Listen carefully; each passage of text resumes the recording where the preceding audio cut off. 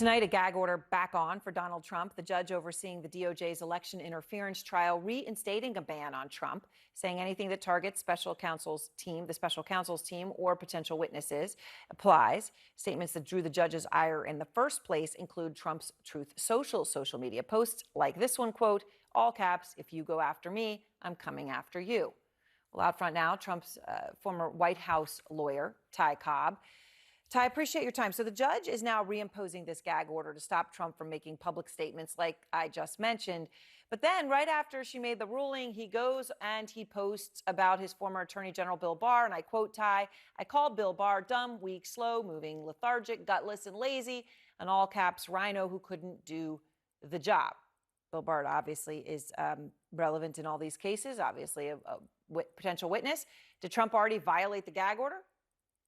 Yes, I mean it's a simple order. It's less than it's a short paragraph, but it prohibits him from targeting any foreseeable witness or the substance of their testimony, and clearly he's done that.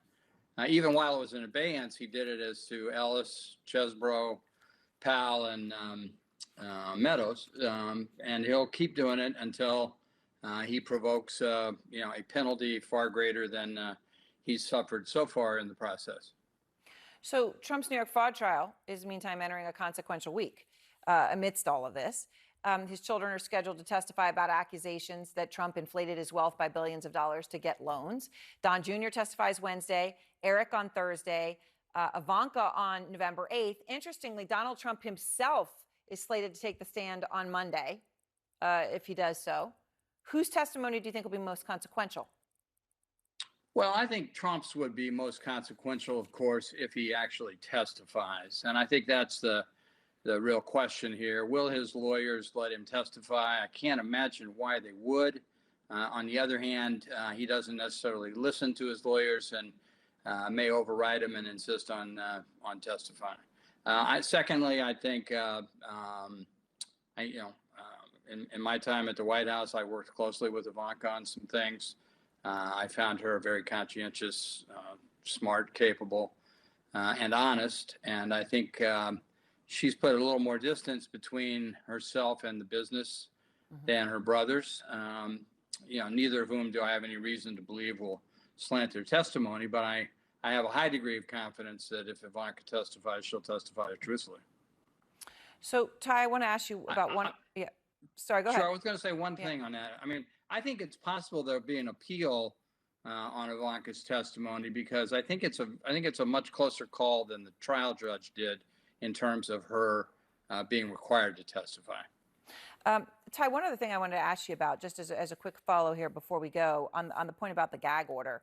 What do you think is next, right? I mean, so the gag order went away for 9 days. It gets reinstated. It says these things about Bill Barr. What he got fined $10,000 for him, that's, pennies. No matter what his real wealth is, it's still pennies.